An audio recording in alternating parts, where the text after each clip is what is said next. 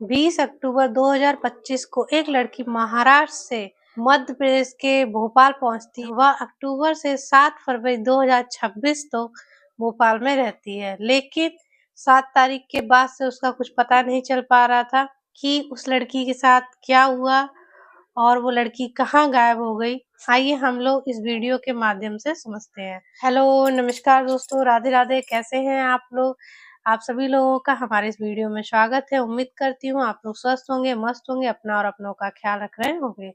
आप सभी लोगों से रिक्वेस्ट है कि आप लोग अगर फर्स्ट टाइम मेरे चैनल पे आते हैं तो मेरे चैनल को लाइक एंड सब्सक्राइब जरूर करें और मेरी वीडियो एंड तक जरूर देखें। आज की यह घटना मध्य प्रदेश के भोपाल की है, जहां 7 फरवरी 2026 को एक सेप्टिक टैंक में से एक बक्सा मिलता है। जब उस बक्से को खोला जाता है तो उसमें से एक लड़की की लाश मिलती है। ये लड़की कौन थी और इस लड़की के बारे में पुलिस वालों के पास कोई जानकारी नहीं थी, क्योंकि लड़की के पास उसका खुद का कुछ भी पहचान पत्र या उसका फोन कुछ भी नहीं था उसके पास, जिससे उसकी जानकारी मिल सके।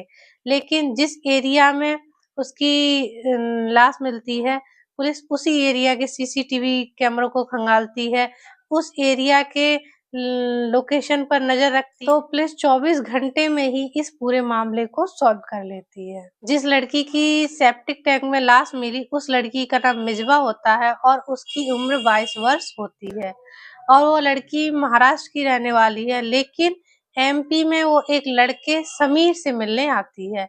इन दोनों की मुलाकात डेटिंग ऐप के जरिए हुई थी। पहले दोस्ती हुई इन दोनों में और दोस्ती धीरे धीरे प्यार में बदल गया। वह समीर से मिलने के लिए मुंबई से एमपी पहुंचती है और एमपी पहुंचने के बाद जो समीर होता है वह उस लड़की को अपने घर ले जाता है। समीर पहले से शादीशुदा था, इसकी एक पत्नी इसको छोड़ के जा चुकी थी और दूसरी पत्नी इसके साथ रहती थी।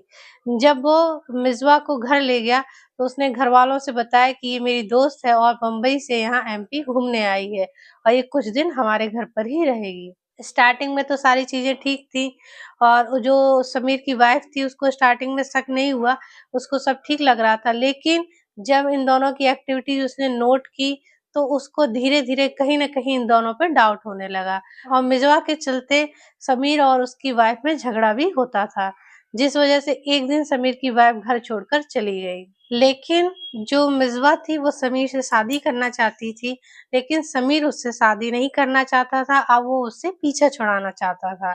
और जब ये बात उसके घर वालों को भी पता चलती है तो उसके घर वाले भी इस बात का विरोध करते हैं। मिजवा भी समीर को छोड़ने के लिए तैयार हो जाती है, लेकिन उसकी एक डिमांड होती है। वो कहती है कि ठीक है, मैं तुम्हारा पीछा छोड़ दूंगी, लेकिन मुझे पैसे चाहिए। 7 फरवरी 2026 को इसी पैसों की बात को लेकर दोनों में लड़ाई हुई और लड़ाई इतनी ज्यादा बढ़ गई कि समीर को इतना ज्यादा गुस्सा आ गया कि उसने मिजवा का गला दाब दिया।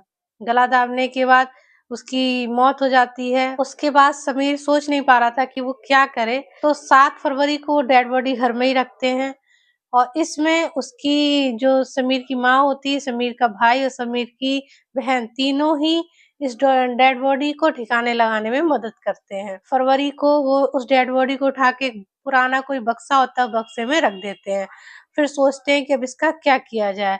8 फरवरी को वो एक जगह ढूंढते हैं जिस जगह इस बक्से को ठिकाने लगाया जाए, तो उन्हें वो सेप्टिक टैंक मिल जाता है जो खुला रहता है, तो वो सेप्टिक टैंक में इस बक्से को डाल देते हैं। लेकिन जब पुलिस को ये डेड बॉडी मिलती है, ये बक्सा मिलता है, तो पूछताछ करती है, लोकेशन देख और समीर सीसीटीवी फुटेज की वजह से समीर को पकड़ लिया जाता है।